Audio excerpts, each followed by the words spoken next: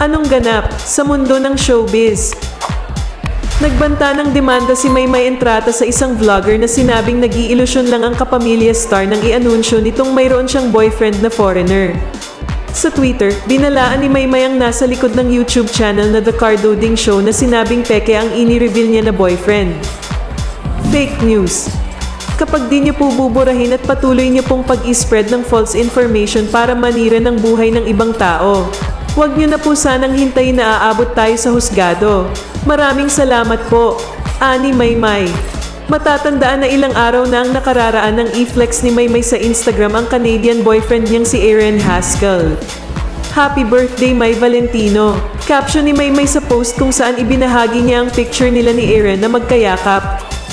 Anong masasabi mo sa balitang ito?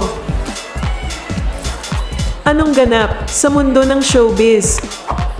Kinakiligan ngayon ng maraming netizens ang bagong post ni Maymay Entrata na video kasama ang kanyang boyfriend. Sa video, makikita na sakay si Maymay sa isang sasakyan habang ang kanyang boyfriend ang nagda-drive. Kaya naman maraming netizens ang nag-react at masaya para sa aktres. Pero nausang mang yuti ay ka, wala ko kasabot pero murag lahira, lahira ng ibati, ambot ng sa. Anong masasabi mo sa balitang ito? Anong ganap sa mundo ng showbiz? Dream come true kay Maymay Entrata na nakakulab niya si Kim Chiu sa isang bonggang dance production number sa Asap Natin To. Ang bongga nga ng dance number niya, dahil nag-feeling Britney Spears nga si Maymay. Thank you Asap Official sa pagtupad sa aking pangarap na makasama si Ate Kim sa isang bonggang production number. Sabi pa ni Maymay, puring-puri naman ang mga fans kay Maymay, dahil napakahusay nga nitong sumayaw.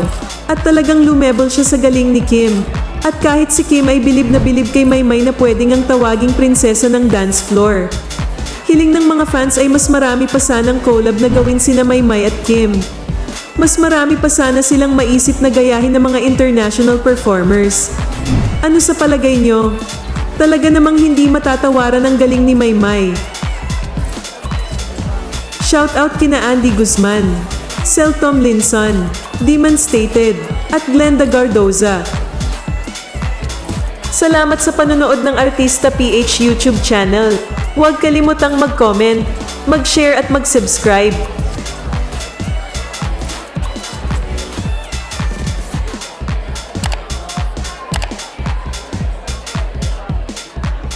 Anong ganap sa mundo ng showbiz?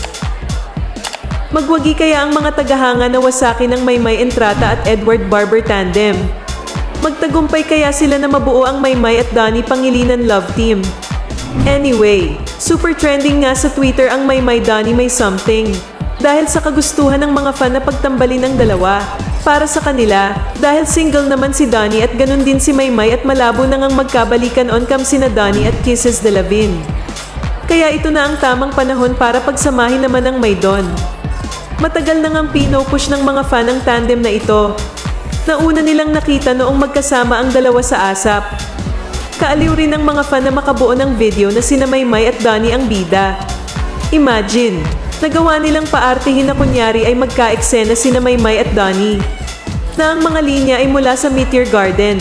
Yes, push na push sila na ang Maydon ang magbida sa Pinoy version ng Meteor Garden. Pero giit pa rin ng ibang fans.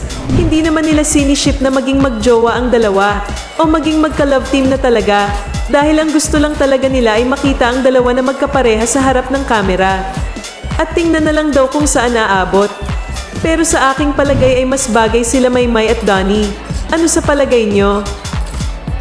Kung hindi ka pa nakasubscribe, i-click mo na ang subscribe button at huwag kalimutan mag-like and comment.